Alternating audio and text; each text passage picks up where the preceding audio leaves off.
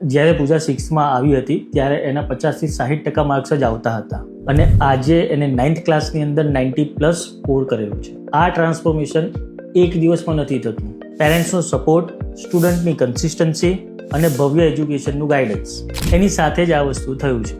ભવ્ય એજ્યુકેશનમાં દરેક સ્ટુડન્ટ્સની સક્સેસ અમારી રિસ્પોન્સિબિલિટી છે. પૂજા જ્યારે આવી હતી ત્યારે એના કન્સેપ્ટ ક્લિયર નહોતા અને બહુ જ ડાઉટ હતા. હું 6th સ્ટાન્ડર્ડથી આવી કે સૌથી પહેલાં મને ડિમ્પલ મેમમાં ભણાવી હતી, પછી બીજા મેમ આવ્યા હતા. પણ ડિમ્પલ મેમનું જે ગોલ હતું, જે મેમ સમજાવતા હતા એ સૌથી વધારે સારું હતું. પણ કે મને અહીંયાથી ફેસિલિટી સારી મળતી હતી, બધી વસ્તુની બુક્સ, બેગ, ટી શર્ટ બધું સારું હતું. તો પહેલાં અમે એનું બેઝ ક્લિયર કર્યું અને એની સાથે જ કન્સિસ્ટન્ટલી ડાઉટ સેશન, વર્કશીટ અને વીકલી એક્ઝામ્સ. મને મેમ વર્કશીટ આપે છે, એક્ઝામ લે છે સન્ડે, અને વીકમાં બી એક્ઝામ લે છે, જેમાંથી મારો રિઝલ્ટ સારો આવે છે. ક્યારેક નહીં આવે સારો તો મેમ બોલે છે પછી મને. આ બધા સાથે એનું રિઝલ્ટ ગ્રેજ્યુએટલી વધતું ગયું.